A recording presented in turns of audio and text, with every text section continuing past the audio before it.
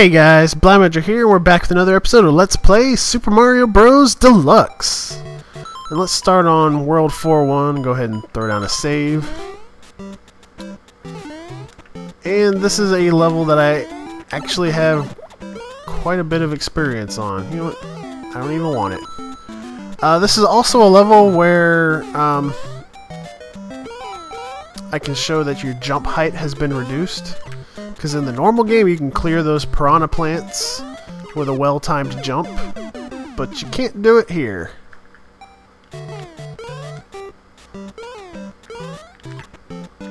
You just can't jump high enough. So, as much as I would like to say that this game was like a one-for-one scale of the original, the fact that you can't jump as high actually makes it not. Because a lot of things did have to be adjusted to make up for the reduced jump height. Oh god. And any level with a Lakitu is pretty bad in this version of the game because you have to scroll up to be able to see the spinies that he's throwing at you. But when you scroll up, you can't see the ground most of the time. And generally when you have a Lakitu, you're running for dear life. Luckily most levels with Lakitus are short, and there's not very many anyways. I think there's one in World 7 that it's kind of bad on, but this level it's not too bad. Of course, if you're small, you have to take your time over those piranha plants, and that's where it can get you. This is another level that has one of those warp points. I actually never mentioned that the first time around. Jesus.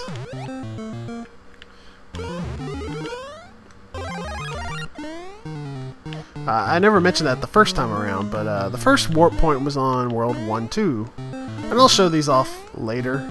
But the warp point's basically right there where I was hitting that invisible coin block. I didn't actually mean to go down a pipe there, but whatever.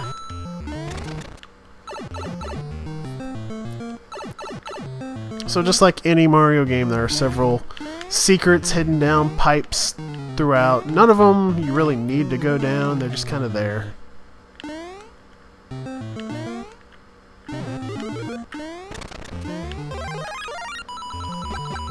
Nice fire flower there.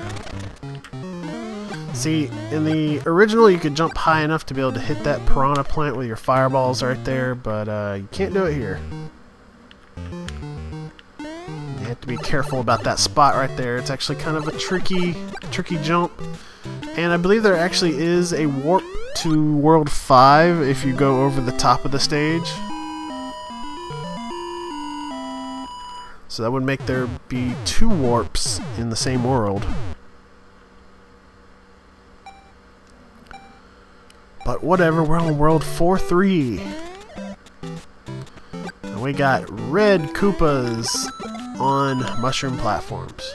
So, you may have noticed that there are green Koopas and there are red Koopas. What's the difference? Well, with ground Koopas, green Koopas will walk off ledges. Red Koopas will not. With paratroopers, red Koopas will just fly up and down or left and right in a set pattern. Green paratroopers will pretty much hop along the ground.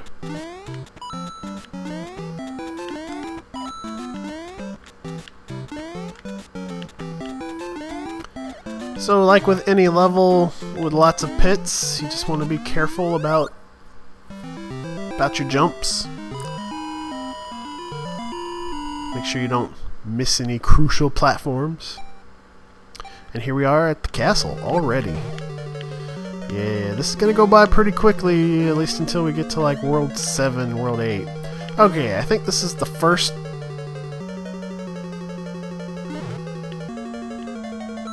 There we go. This is the first castle that's got kind of a puzzle element to it. You may have heard that ding.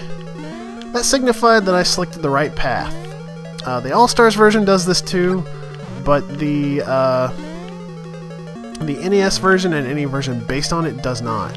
So I'm going to pick the wrong path just to show you what happens when you do.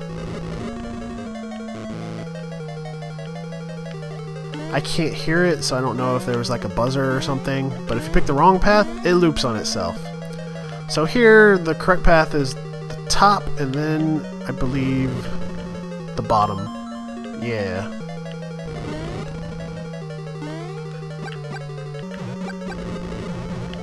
And then we've got a very complicated bridge here with a fire bar and a Podoboo. And I can't even see Bowser. There we go. Get him scrolled onto the screen.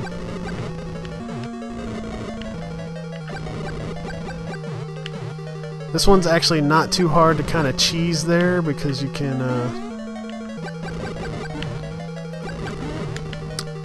hide in that hole. But anyways, that Bowser was actually a Spiny. Thank you, Luigi! But our princess is in another castle. Of course. Well, that's 4 worlds down. That's half the game right there. And that's going to do it for this episode of Let's Play Super Mario Bros. Deluxe. I am Blaumagier, and I'll see you guys later.